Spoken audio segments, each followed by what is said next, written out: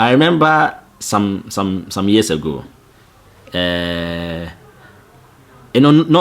usually. What I do is that I let students know their continuous assessment score. I think they're right to know their results. So I let them know that, look, this is how you have fared in the continuous assessment. Now you better do well. You better work extra hard to make the mark in your end of semester exam, so that you can at least pass and not fail. Because it's not magic. What you get is what we put there for you. Okay. Then one lady follows me that, normally if you finish a class, they say, sometimes they say, I have a problem, I want to see you. And I try to make time for some of those things. Sometimes stand at the car park and talk. Sometimes they walk to your office. So you are entering your office and somebody's following you. You see. And I didn't even realize she was following me. So I enter my office, and then there she comes in there and start pleading and almost crying. I'm like, no. If anybody is outside and they hear you crying, they will think that I'm beating you or harassing you or I've insulted you. And it was 9 p.m. I had to go home and rest, Charlie. I went to school for another part tonight. I had to go home and eat. If you eat late, you get pot belly. I don't want pot belly. So I said, you know what, Era, you get out. We'll talk about this in later on. Oh, no, sir, please. Then she drops an envelope. And I realized that it was preconceived. So she drops an envelope. This was 2014. Okay. You see, she dropped the envelope there. It was 200 cedis. But she had written 200 cedis on it, and my initials, Allah was written on it. It means that it was planned. Well, I got scared. Is this a setup or what?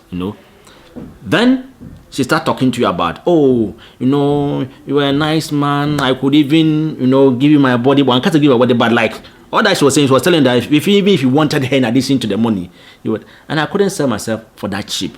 You understand what I'm saying? Anyway, failing. And I kept saying, wabon. I can't pass you because if you have failed my paper, it's possible you have failed other papers too. And I was scared. So I was like, you know what, please, get out. I don't want this to happen. She wasn't leaving. No, she was not. And now I could see her breast. And I said, see her breast out? Yeah.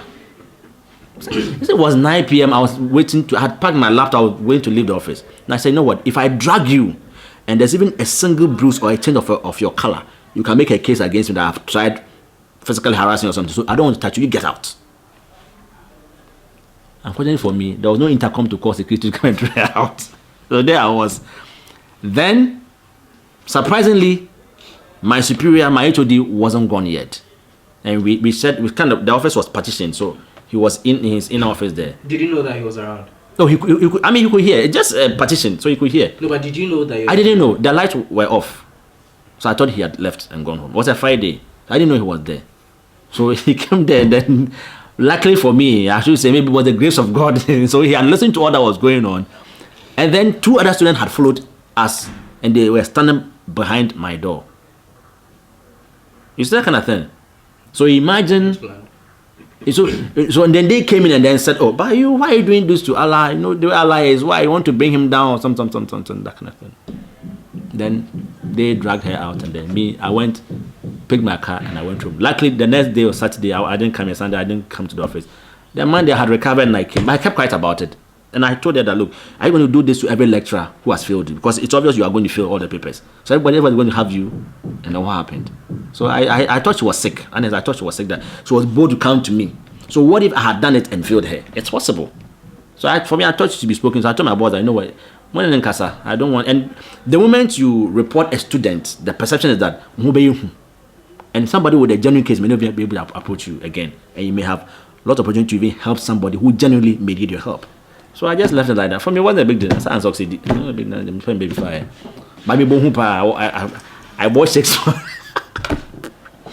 Wow. You breast job. I say yes. But it's past. And these are one-off issues. I don't think these things happen often. These are one-off issues. Yeah. So. But